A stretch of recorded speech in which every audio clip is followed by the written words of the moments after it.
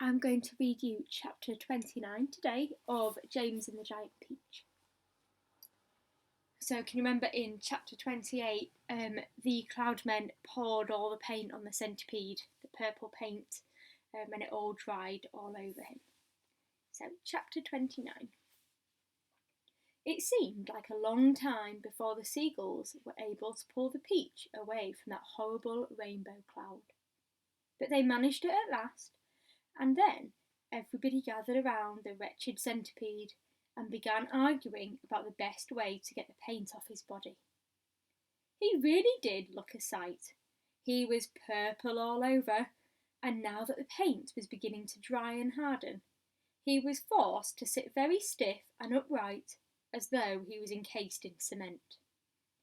And all 42 of his legs were sticking out straight in front of him like rods. He tried to say something, but his lips wouldn't move.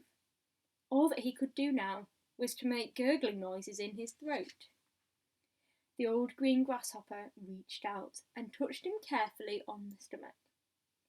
But how could it possibly have dried so quickly? He asked. It's rainbow paint, James answered.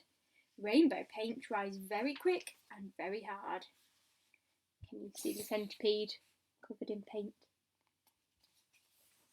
I detest paint, Miss Spider announced. It frightens me. It reminds me of Aunt Spiker, the late Aunt Spiker, I mean, because the last time she painted her kitchen ceiling, my poor darling grandmother stepped into it by mistake when it was still wet, and there she stuck. And all through the night we could hear her calling to us, saying, "Help! Help! Help!" And it was heartbreaking to listen to her. But what could we do?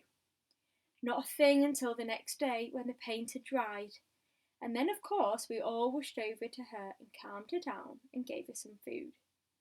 Believe it or not, she lived for 6 months like that, upside down on the ceiling, with her legs stuck permanently in the paint. She really did. We fed her every day. We brought her fresh flies straight from the web. But then, on the 26th of April, Aunt Sponge, the late Aunt Sponge I mean, happened to glance up at the ceiling and she spotted her. "A spider!" she cried. "A disgusting spider! Quick, fetch me the mop with the long handle." And then, oh, it was so awful, I can't even bear to think of it. Miss Spider wiped a tear and looked sadly at the centipede. "You poor thing, I do feel for you," she murmured. "It'll never come off," the earthworm said brightly. "Our centipede will never move again. He will turn into a statue, and we shall be able to put him in the middle of the lawn with a bird bath on the top of his head." "We could try peeling him like a banana," the old green grasshopper suggested.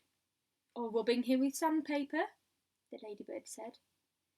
"Now, if he stuck out his tongue," the earthworm said, smiling a little, for perhaps the first time in his life, "if he stuck it out really far, then we could all catch hold of it and start pulling. And if we pulled hard enough, we could turn him inside out, and he would have a new skin." There was a pause while the others considered this interesting proposal. "I think," James said slowly, "I think that the best thing to do—" Then he stopped. "What was that?" he asked quickly. "I heard a voice. I heard someone shouting." And that's the end of chapter 29. I wonder who it is. Let's read chapter 30. They all raised their heads, listening. Shh, there it is again. But the voice was too far away for them to hear what it was saying. "It's a cloud man," Miss Spider cried. "I just know it's a cloud man. They're after us again." "It came from above," the earthworm said, and automatically everybody looked upwards. Everybody except the centipede, who couldn't move. "Ouch! Help! Mercy! We're going to catch it this time," they said. For what they now saw swirling and twisting directly over their heads was an immense black cloud, a terrible, dangerous, thundery-looking thing that began to rumble and roar even as they were staring at it. And then, from high up on top of the cloud, the faraway voice came down to them once again, this time very loud and clear. "On with the faucets!" it shouted. "On with the faucets!" 3 seconds later, the hole underneath of the cloud seemed to split and burst open like a paper bag. And then out came the water. They saw it coming. It was quite easy to see because it wasn't just raindrops. It wasn't raindrops at all. It was a great solid mass of water that might have been on a lake or a whole ocean dropping out of the sky on top of them. And down it came, down and down and down, crashing first onto the seagulls and then onto the peach itself, whilst the poor travellers shrieked with fear and groped around frantically for something to catch hold of. The peach stem, the silk strings, anything they could find. And all the time the water came pouring and roaring down upon them, bouncing and smashing and sloshing and slashing and swashing and swirling and surging and whirling and gurgling and gushing and rushing and rushing. And it was like being pinned down underneath the biggest waterfall in the world and not being able to get out. You see it?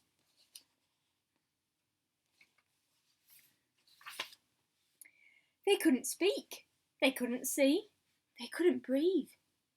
And James Henry Trotter, holding on madly to one of the silk strings above the peach stem, told himself that this must surely be the end of everything at last.